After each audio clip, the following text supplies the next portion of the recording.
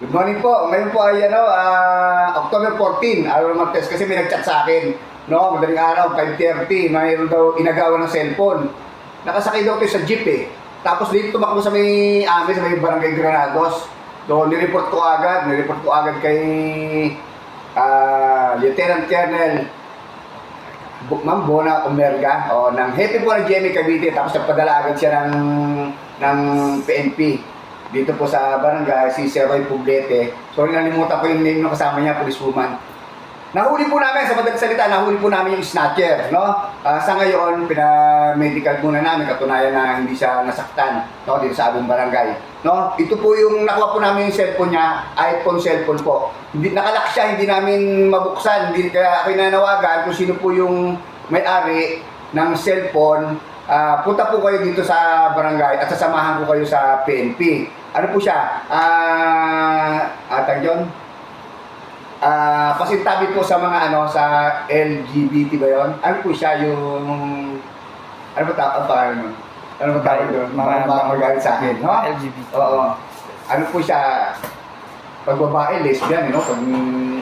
Parang Becky po. Sorry po hindi ko siya alam yung term. Sorry po sa term. Ano po siya? Lalaki na maganda. Yun lang po, lalaki na maganda. Okay po. Ito yung nahuli namin, kita mo. Ito po yung bag ng snatcher. Kasi ito po kasama ko. Si Jerry. Kami po yung nag-responde ron.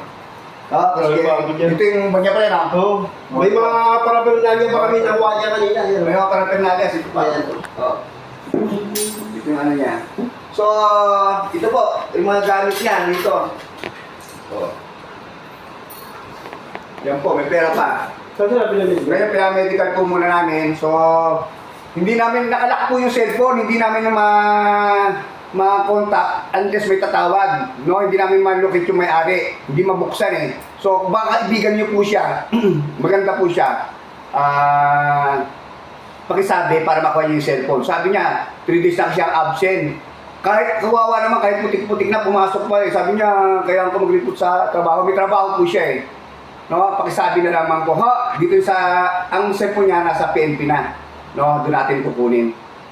So, ayusin ko lamang po ito. So, paki-share na lang po para makarating po sa may-ari.